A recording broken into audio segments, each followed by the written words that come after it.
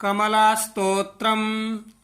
ओंकाररूपिणी देवी विशुद्धसत्त्वरूपिणी देवानां जननी त्वं हि प्रसन्ना भवसुन्दरी तन्मात्रं चैव भूतानि तव वक्षस्थलं स्मृतम् त्वमेव वेदगम्या तु प्रसन्ना भवसुन्दरी देवदानवगन्धर्व यक्षराक्षसकिन्नरः स्तूयसे त्वं सदा लक्ष्मी प्रसन्ना भवसुन्दरी लोकातीता द्वैतातीता समस्तभूतवेष्टिता विद्वञ्जनकीर्तिता च प्रसन्ना भवसुन्दरी परिपूर्णा सदा लक्ष्मी त्रात्री तु शरणार्थिषु विश्वाद्या विश्वकर्त्रीं च प्रसन्ना भवसुन्दरी ब्रह्मरूपा च सावित्री त्वद्दीप्त्या भासते जगत् विश्वरूपा वरेण्या च प्रसन्ना भवसुन्दरी क्षित्यप्तेजो मरुद्वयोमपञ्चभूतस्वरूपिणी बन्धादेः कारणं त्वं हि प्रसन्ना भवसुन्दरी महेशे त्वं हेमवती कमलाकेशवेऽपि च ब्रह्मणः प्रेयसी त्वं हि प्रसन्ना भवसुन्दरी चण्डी दुर्गा कालिका च कौशिकी सिद्धिरूपिणी योगिनी योगगम्या च प्रसन्ना भवसुन्दरी बाल्ये च बालिका त्वं हि यौवने युवतीति च स्थविरे वृद्धरूपा च प्रसन्ना भवसुन्दरी गुणमयी गुणातीता आद्या विद्या सनातनी महत्तत्त्वादिसंयुक्ता प्रसन्ना भवसुन्दरी तपस्विनी तपः सिद्धि स्वर्गसिद्धिस्तदर्थिषु चिन्मयी प्रकृतिस्त्वं तु प्रसन्ना भवसुन्दरी त्वमादिर्जगतां देवी त्वमेव स्थितिकारणम्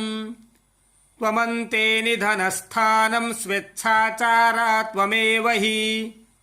चराचराणां भूतानां बहिरन्तस्त्वमेव हि व्याप्य व्याकरूपेण त्वं भासि भक्तवत्सले त्वन्मायया हृतज्ञाना नष्टात्मनो विचेतसः गतागतं प्रपद्यन्ते पापपुण्यवशात् सदा तावन् सत्यं जगद्भाति सुक्तिकारजतं यथा यावन्न ज्ञायते ज्ञानं चेतसा नान्वगामिनी त्वज्जानात्तु सदा युक्तः पुत्रदारगृहादिषु रमन्ते विषयान् सर्वानन्ते दुःखप्रदान् ध्रुवम् त्वदाज्ञया तु देवेशि गगने सूर्यमण्डलम् चन्द्रश्च भ्रमते नित्यं प्रसन्ना भवसुन्दरी ब्रह्मेश विष्णुजननी ब्रह्माख्या ब्रह्मसंश्रया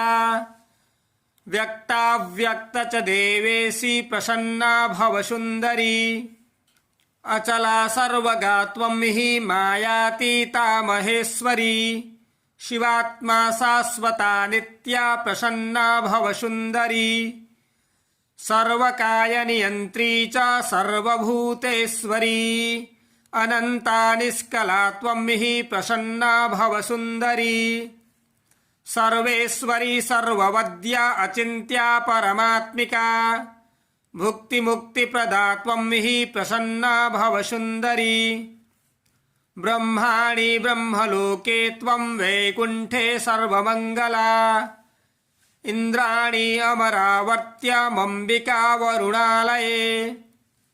यमालये कालरूपा कुबेरा भवने शुभा महानन्दाग्निकोणे च प्रसन्ना भवसुन्दरी नैऋत्यां रक्तदन्ता त्वं वायव्यां मृगवाहिनी पाताले वैष्णवीरूपा प्रसन्ना भवसुन्दरी सुरसा त्वं वणिद्वीपे ईशान्यं शूलधारिणी भद्रकाली च लङ्कायां प्रसन्ना भव सुन्दरी रामेश्वरी सेतुबन्धे सिंहले देवमोहिनी विमला त्वं च श्रीक्षेत्रे प्रसन्ना भव सुन्दरी कालिका त्वं कालीघाटे कामाख्या नीलपर्वत विरजाओड्रदेशे त्वं प्रसन्ना भव सुन्दरी वाराणस्यामन्नपूर्णा अयोध्यायां महेश्वरी गयासुरी गयाधाम्नी प्रसन्ना भव सुन्दरी भद्रकाली कुरुक्षेत्रे त्वं च कात्यायनी व्रजे महामाया द्वारकायां प्रसन्ना भव सुन्दरी क्षुधा त्वं सर्वजीवानां वेला च सागरस्य हि महेश्वरी मथुरायां च प्रसन्ना भव सुन्दरी रामस्य जानकी त्वं च शिवस्य मनमोहिनी दक्षस्य दुहिता चैव प्रसन्ना भव सुन्दरी विष्णुभक्तिप्रदां त्वं च कंसासुरविनाशिनी रावणनाशिनां चैव प्रसन्ना भव सुन्दरी लक्ष्मीस्तोत्रमिदं पुण्यं यः पठेद्भक्तिसंयुतः सर्वज्वरभयं नश्येत् सर्वव्याधिनिवारणम् इदं स्तोत्रं महापुण्यमापदुद्धारकारणम् त्रिसन्ध्यमेकसन्ध्यं वा यः पठेत् सततं नरः मुच्यते सर्वपापेभ्यो तथा तु सर्वसङ्कटात् मुच्यते नात्र सन्देहो भुवि स्वर्गे रसातले समस्तं च तथा चैकं यः पठेद्भक्तितत्परः स सर्वदुष्करं तीर्त्वा लभते परमां गतिम् सुखदं मोक्षदं स्तोत्रं यः पठेद्भक्तिसंयुतः स तु कोटितीर्थफलं प्राप्नोति नात्र संशयः एका देवी तु कमला यस्मिन् स्तुष्टा भवेत् सदा तस्या साध्यं तु देवेशी नास्ति किञ्चित् जगत्त्रये पठनादपि स्तोत्रस्य किं न सिद्धयति भूतले तस्मात् स्तोत्रवरं प्रोक्तं सत्यं हि पार्वती ॐ ओंकाररूपिणी देवी विशुद्धसत्त्वरूपिणी देवानां जननी त्वं हि प्रसन्ना भव सुन्दरी तन्मात्रं चैव भूतानि तव वक्षस्थलं स्मृतम् त्वमेव वेदगम्या तु प्रसन्ना भव सुन्दरी देवदानवगन्धर्व यक्षराक्षसकिन्नरः स्तूयसे त्वं सदा लक्ष्मी प्रसन्ना भव सुन्दरी लोकातीता द्वैतातीता समस्तभूतवेष्टिता विद्वञ्जनकीर्तिता च प्रसन्ना भव सुन्दरी परिपूर्णा सदा लक्ष्मी त्रात्री तु शरणार्थिषु विश्वाद्या विश्वकर्त्रीं च प्रसन्ना भव सुन्दरी ब्रह्मरूपा च सावित्री त्वद्दीप्त्या भासते जगत् विश्वरूपा वरेण्या च प्रसन्ना भव सुन्दरी क्षित्यप्तेजो मरुद्वयोमपञ्चभूतस्वरूपिणी बन्धादेः कारणं त्वं हि प्रसन्ना भव सुन्दरी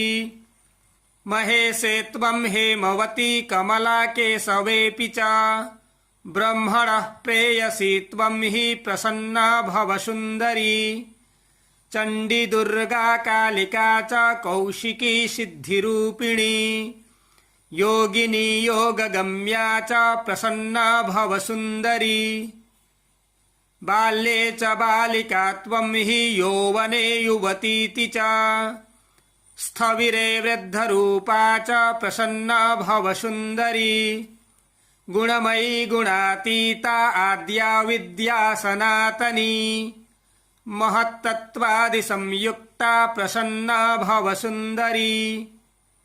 तपस्विनी तपः सिद्धि स्वर्गसिद्धिस्तदर्थिषु चिन्मयी प्रकृतिस्त्वं तु प्रसन्ना भवसुन्दरी त्वमादिर्जगतां देवी त्वमेव स्थितिकारणम् त्वमन्ते निधनस्थानं स्वेच्छाचारा त्वमेव हि चराचराणां भूतानां बहिरन्तस्त्वमेव हि व्याप्य व्याकरूपेण त्वं भासि भक्तवत्सले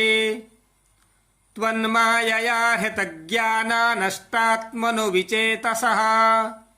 गतागतं प्रपद्यन्ते पापपुण्यवशात् सदा तावन् सत्यं जगद्भाति सुक्तिकारजतं यथा यावन्न ज्ञायते ज्ञानं चेतसा नान्वगामिनी त्वज्जानात्तु सदा युक्तः पुत्रदारगृहादिषु रमन्ते विषयान् सर्वानन्ते दुःखप्रदान् ध्रुवम् त्वदाज्ञया तु देवेशि गगने सूर्यमण्डलम् चन्द्रश्च भ्रमते नित्यं प्रसन्ना भवसुन्दरी ब्रह्मेश विष्णुजननी ब्रह्माख्या ब्रह्मसंश्रया व्यक्ताव्यक्त च देवेशि प्रसन्ना भवसुन्दरी अचला सर्वगा त्वं हि मायातीता महेश्वरी शिवात्मा शाश्वता नित्या प्रसन्ना भवसुन्दरी सर्वकायनियन्त्री च सर्वभूतेश्वरी अनन्ता निष्कला त्वं हि प्रसन्ना भवसुन्दरी सर्वेश्वरी सर्ववद्या अचिन्त्या परमात्मिका भुक्तिमुक्तिप्रदा त्वं हि प्रसन्ना भवसुन्दरी ब्रह्माणि ब्रह्मलोके त्वं वैकुण्ठे सर्वमङ्गला इन्द्राणि अमरावर्त्यमम्बिका वरुणालये यमालये कालरूपा कुबेर भवने शुभा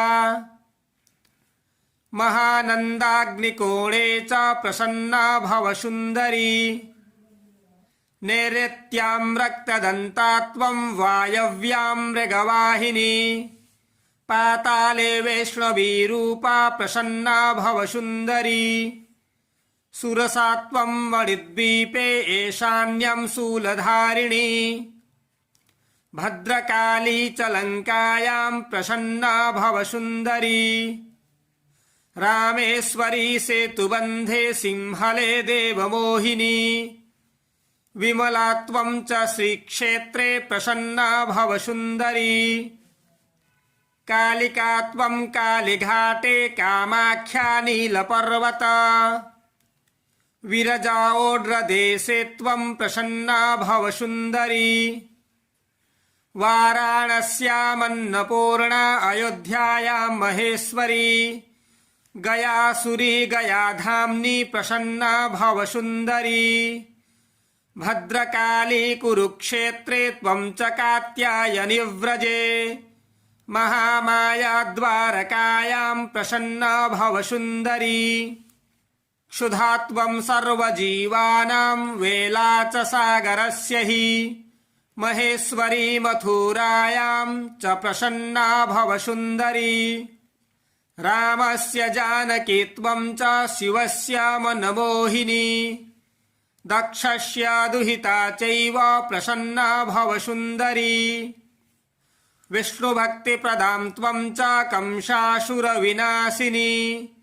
रावणनाशिनां चैव प्रसन्ना भवसुन्दरी लक्ष्मीस्तोत्रमिदं पुण्यं यः पठेद्भक्तिसंयुतः सर्वज्वरभयं नश्येत् सर्वव्याधिनिवारणम् इदं स्तोत्रं महापुण्यमापदुद्धारकारणम् त्रिसन्ध्यमेकसन्ध्यं वा यः पठेत् सततं नरः मुच्यते सर्वपापेभ्यो तथा तु सर्वसङ्कटात् मुच्यते नात्र सन्देहो भुवि स्वर्गे रसातले समस्तं च तथा चैकं यः पठेद्भक्तितत्परः स सर्वदुष्करं तीर्त्वा लभते परमां गतिम् सुखदं मोक्षदं स्तोत्रं यः पठेद्भक्तिसंयुतः स तु कोटितीर्थफलं प्राप्नोति नात्र संशयः। एका देवी तु कमला यस्मिन् स्तुष्टा भवेत् सदा तस्या साध्यं तु देवेशी नास्ति किञ्चित् जगत्त्रये पठनादपि स्तोत्रस्य किं न सिद्धयति भूतले तस्मात् स्तोत्रवरं प्रोक्तं सत्यं हि पार्वती। ॐ ओंकाररूपिणी देवी विशुद्धसत्त्वरूपिणी देवानां जननी त्वं हि प्रसन्ना भव सुन्दरी तन्मात्रं चैव भूतानि तव वक्षस्थलं स्मृतम् त्वमेव वेदगम्या तु प्रसन्ना भव सुन्दरी देवदानवगन्धर्वा यक्षराक्षसकिन्नरः स्तूयसे त्वं सदा लक्ष्मी प्रसन्ना भव सुन्दरी लोकातीता द्वैतातीता समस्तभूतवेष्टिता विद्वञ्जनकीर्तिता च प्रसन्ना भव सुन्दरी परिपूर्णा सदा लक्ष्मी त्रात्री तु शरणार्थिषु विश्वाद्या विश्वकर्त्रीं च प्रसन्ना भव सुन्दरी ब्रह्मरूपा च सावित्री त्वद्दीप्त्या भासते जगत् विश्वरूपा वरेण्या च प्रसन्ना भव सुन्दरी क्षित्यप्तेजो मरुद्वयोमपञ्चभूतस्वरूपिणी बन्धादेः कारणं त्वं हि प्रसन्ना भव सुन्दरी महेशे त्वं हेमवती कमला केशवेऽपि च ब्रह्मणः प्रेयसी त्वं हि प्रसन्ना भव सुन्दरी चण्डी दुर्गा कालिका च कौशिकी सिद्धिरूपिणी योगिनी योगगम्या च प्रसन्ना भव सुन्दरी बाल्ये च बालिका त्वं हि यौवने युवतीति च स्थविरे वृद्धरूपा च प्रसन्ना भव सुन्दरी गुणमयी गुणातीता आद्या विद्या सनातनी महत्तत्त्वादिसंयुक्ता प्रसन्ना भव सुन्दरी तपस्विनी तपः सिद्धि स्वर्गसिद्धिस्तदर्थिषु चिन्मयी प्रकृतिस्त्वं तु प्रसन्ना भव सुन्दरी त्वमादिर्जगतां देवी त्वमेव स्थितिकारणम् त्वमन्ते निधनस्थानं स्वेच्छाचारा त्वमेव हि चराचराणां भूतानां बहिरन्तस्त्वमेव हि व्याप्य व्याकरूपेण त्वं भासि भक्तवत्सले त्वन्मायया हृतज्ञाना नष्टात्मनो विचेतसः गतागतं प्रपद्यन्ते पापपुण्यवशात् सदा तावन् सत्यं जगद्भाति सुक्तिकारजतं यथा यावन्न ज्ञायते ज्ञानं चेतसा नान्वगामिनी त्वज्जानात्तु सदा युक्तः पुत्रदारगृहादिषु रमन्ते विषयान् सर्वानन्ते दुःखप्रदान् ध्रुवम् त्वदाज्ञया तु देवेशी गगने सूर्यमण्डलम्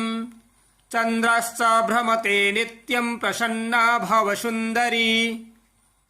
ब्रह्मेश विष्णुजननी ब्रह्माख्या ब्रह्मसंश्रया व्यक्ताव्यक्त च देवेशी प्रसन्ना भव सुन्दरी अचला सर्वगा त्वं हि मायातीता महेश्वरी शिवात्मा शाश्वता नित्या प्रसन्ना भव सुन्दरी सर्वकायनियन्त्री च सर्वभूतेश्वरी अनन्ता निष्कला त्वं हि प्रसन्ना भव सुन्दरी सर्वेश्वरी सर्ववद्या अचिन्त्या परमात्मिका भुक्तिमुक्तिप्रदा त्वं हि प्रसन्ना भव सुन्दरी ब्रह्माणि ब्रह्मलोके त्वं वैकुण्ठे सर्वमङ्गला इन्द्राणि अमरावर्त्यमम्बिका वरुणालये यमालये कालरूपा कुबेरा भवने शुभा महानन्दाग्निकोणे च प्रसन्ना भवसुन्दरी नैऋत्यां रक्तदन्ता त्वं वायव्यां मृगवाहिनी पाताले वैष्णवीरूपा प्रसन्ना भवसुन्दरी सुरसा त्वं मणिद्वीपे ईशान्यं शूलधारिणी भद्रकाली च लङ्कायां प्रसन्ना भवसुन्दरी रामेश्वरी सेतुबन्धे सिंहले देवमोहिनी विमला त्वं च श्रीक्षेत्रे प्रसन्ना भवसुन्दरी कालिका त्वं कालीघाटे कामाख्या नीलपर्वत विरजा ओड्रदेशे त्वं प्रसन्ना भवसुन्दरी वाराणस्यामन्नपूर्णा अयोध्यायां महेश्वरी गयासुरी गयाधाम्नी प्रसन्ना भवसुन्दरी भद्रकाली कुरुक्षेत्रे त्वं च कात्यायनी व्रजे महामाया द्वारकायां प्रसन्ना भवसुन्दरी क्षुधा त्वं सर्वजीवानां वेला च सागरस्य हि महेश्वरी मथुरायां च प्रसन्ना भवसुन्दरी रामस्य जानकी त्वं च शिवस्य मनमोहिनी दक्षस्य दुहिता चैव प्रसन्ना भवसुन्दरी विष्णुभक्तिप्रदां त्वं च कंसासुरविनाशिनी रावणनाशिनां चैव प्रसन्ना भवसुन्दरी लक्ष्मीस्तोत्रमिदं पुण्यं यः पठेद्भक्तिसंयुतः सर्वज्वरभयं नश्येत् सर्वव्याधिनिवारणम् इदं स्तोत्रं महापुण्यमापदुद्धारकारणम् त्रिसन्ध्यमेकसन्ध्यं वा यः पठेत् सततं नरः मुच्यते सर्वपापेभ्यो तथा तु सर्वसङ्कटात् मुच्यते नात्र सन्देहो भुवि स्वर्गे रसातले समस्तं च तथा चैकं यः पठेद्भक्तितत्परः